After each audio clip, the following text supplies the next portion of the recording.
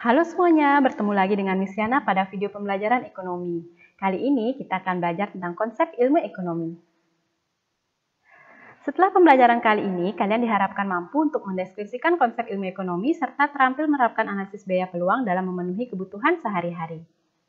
Nah, adapun pokok bahasan hari ini dapat kalian lihat pada slide berikut ini. Oke, langsung saja pada pokok bahasan yang pertama yaitu pengertian ilmu ekonomi. Kira-kira apa ya pengertian ilmu ekonomi? Nah, jadi ilmu ekonomi adalah ilmu yang mempelajari individu dan masyarakat dalam menentukan pilihan untuk menggunakan sumber daya yang langka dalam upaya meningkatkan kualitas hidupnya, yaitu mencapai kemakmuran dan kesejahteraan. Nah, sebelum masuk pada pokok bahasan yang kedua, perhatikan dulu gambar berikut ini. Kira-kira dari ketiga gambar itu, apa sih yang ada di benak kalian? Ya, benar sekali. Ketiga gambar tersebut menggambarkan kondisi kelangkaan yang merupakan inti dari masalah ekonomi. Di mana kelangkaan adalah kondisi di mana kita tidak mempunyai cukup sumber daya untuk memuaskan semua kebutuhan kita. Kira-kira apa sih yang menyebabkan kelangkaan? Oke. Yang menyebabkan kelangkaan yang pertama adalah keterbatasan sumber daya alam. Sumber daya alam yang kita gunakan untuk memenuhi kebutuhan kita tentunya tidak selalu dalam kondisi yang mudah untuk diperbaharui, sehingga lama-kelamaan jumlahnya akan berkurang dan hal inilah yang menyebabkan kelangkaan. Faktor yang kedua adalah letak geografis. Sumber daya yang tersedia tentunya tidak tersebar secara merata pada setiap daerah, sehingga terdapat daerah yang sangat subur, namun tidak sedikit daerah yang juga gersang dan sering mengalami krisis air. Hal ini tentunya menjadi penyebab kelangkaan. Faktor berikutnya adalah pertambahan jumlah penduduk. Pertambahan jumlah penduduk selalu lebih cepat jika dibandingkan dengan pertambahan produksi barang dan jasa. Ketidakseimbangan ini tentunya menyebabkan terjadinya kelangkaan. Keterbatasan kemampuan produksi. Keterbatasan ini terjadi karena ketidakmampuan manusia untuk menguasai teknologi dan kekurangan modal untuk mengelola sumber daya ekonomi yang ada secara efisien untuk dapat memenuhi kebutuhan manusia. Hal ini tentunya dapat menyebabkan terjadinya kelangkaan. Pokok bahasan berikutnya adalah kebutuhan manusia. Kebutuhan adalah segala sesuatu yang dibutuhkan manusia untuk mempertahankan hidup serta untuk memperoleh kesejahteraan dan kenyamanan. Kebutuhan manusia dibagi menjadi beberapa macam. Yang pertama berdasarkan intensitasnya yaitu ada kebutuhan primer, kebutuhan sekunder, dan kebutuhan tersier. Kebutuhan primer adalah kebutuhan yang harus dipenuhi untuk dapat bertahan hidup. Contohnya adalah makanan, minuman, pakaian, dan rumah atau tempat tinggal. Yang kedua adalah kebutuhan sekunder. Kebutuhan sekunder adalah kebutuhan yang berkembang seiring dengan perkembangan peradaban manusia. Contohnya adalah televisi, handphone, dan peralatan rumah tangga lainnya. Kebutuhan yang ketiga adalah kebutuhan tersier yang merupakan kebutuhan manusia akan kepuasannya terhadap barang mewah. Contohnya adalah perhiasan, mobil mewah, dan rumah mewah. Berikutnya adalah kebutuhan manusia berdasarkan sifatnya yang dibagi menjadi dua, yaitu kebutuhan jasmani dan kebutuhan rohani. Di mana kebutuhan jasmani adalah kebutuhan yang berkaitan dengan fisik manusia. Contohnya adalah makanan dan minuman, serta olahraga. Yang kedua adalah kebutuhan rohani yang merupakan kebutuhan yang berkaitan dengan jiwa manusia. Contohnya adalah berdoa dan mendengarkan ceramah keagamaan dari pemuka agama. Berikutnya adalah kebutuhan manusia berdasarkan subjeknya, yang dibagi menjadi dua, yaitu kebutuhan individu, yang merupakan kebutuhan berdasarkan individu yang merasakannya. Contohnya kebutuhan guru tentunya akan berbeda dengan kebutuhan Pak Tani. Yang kedua adalah kebutuhan kolektif yang merupakan kebutuhan yang dirasakan oleh sekelompok orang. Contohnya adalah jalan raya serta fasilitas umum lainnya. Berikutnya adalah kebutuhan manusia berdasarkan waktu pemenuhannya yang dibagi menjadi dua, yaitu kebutuhan sekarang dan kebutuhan masa depan. Di mana kebutuhan sekarang adalah kebutuhan yang waktu pemenuhannya harus dilakukan saat ini juga dan tidak boleh ditunda. Contohnya adalah makan ketika lapar dan minum ketika haus. Sedangkan kebutuhan masa depan adalah kebutuhan yang waktu pemenuhannya dapat ditunda hingga masa yang akan datang. Contohnya adalah asuransi pendidikan, asuransi hari tua, dan asuransi kesehatan.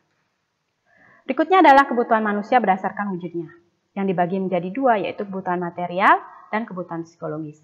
Kebutuhan material adalah kebutuhan manusia yang dapat disentuh dengan indera kita. Contohnya adalah buku, sepatu, baju, kendaraan, dan rumah. Sedangkan kebutuhan psikologis adalah kebutuhan yang tidak dapat dilihat oleh kasat mata. Contohnya adalah rekreasi, berdoa, dan berteman. Pokok bahasan berikutnya adalah alat pemuas kebutuhan. Alat pemuas kebutuhan adalah segala sesuatu yang dapat memenuhi kebutuhan manusia, baik berupa barang maupun jasa.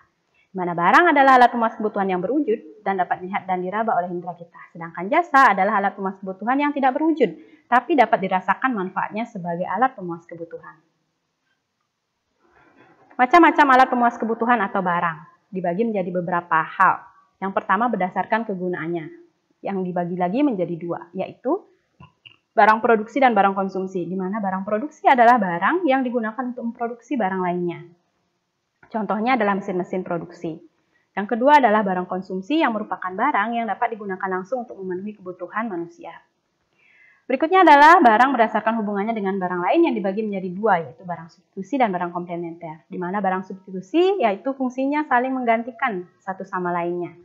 Contohnya adalah kayu bakar yang bisa digantikan dengan gas LPG.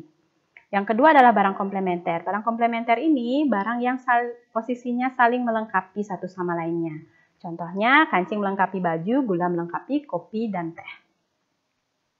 Berikutnya barang berdasarkan pengaruhnya dengan proses produksi yang dibagi menjadi tiga, yaitu barang mentah, barang setengah jadi, dan barang jadi. Di mana barang mentah adalah barang yang belum mengalami proses produksi dan belum dapat digunakan untuk memenuhi kebutuhan manusia. Contohnya adalah kapas mentah.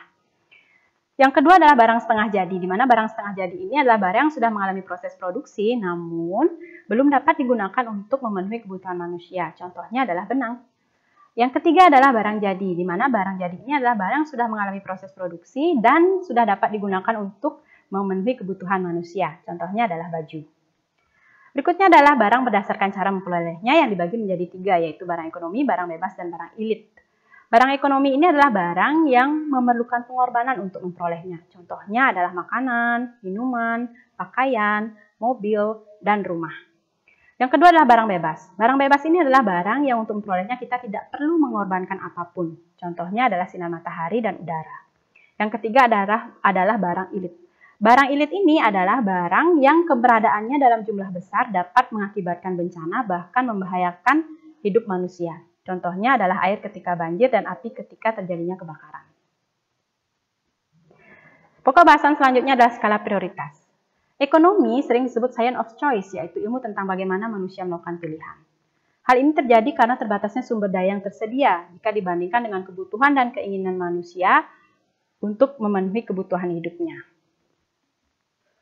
Dalam melakukan pilihan inilah manusia membuat skala prioritas untuk dapat memenuhi kebutuhan hidupnya di tengah terbatasnya alat pemuas kebutuhan. Nah, dengan melakukan pilihan dan membuat skala prioritas ini, memunculkan yang namanya biaya peluang. Di mana biaya peluang ini adalah biaya yang timbul akibat dari mengorbankan kesempatan menggunakan barang dan jasa untuk tujuan yang lain atau untuk memilih alternatif lain. Contoh biaya peluang. Setelah lulus SMA, Kian memutuskan untuk melanjutkan kuliah ke perguruan tinggi dengan biaya 3 juta per tahun. Jika Kian memilih untuk bekerja, maka dia akan memperoleh penghasilan sebesar 1 juta per bulan. Kira-kira berapa biaya peluangnya? Nah, jadi biaya peluang jika Kian memilih untuk kuliah adalah 12 juta. Hal ini diperoleh dari penghasilannya selama 1 tahun, yaitu 1 juta dikali 12 bulan. Namun, jika Kian memutuskan untuk bekerja, maka besarnya biaya peluang adalah 0 rupiah. Karena biaya kuliah adalah biaya yang memang seharusnya dikeluarkan apabila Kian memutuskan untuk kuliah. Jadi, itu bukan merupakan biaya peluang. Sekian materi kali ini. Semoga kalian mengerti apa yang sudah Miss Riana sampaikan. Tunggu video selanjutnya ya, tetap semangat dan ikuti protokol kesehatan pandemi COVID-19. Terima kasih dan sampai jumpa.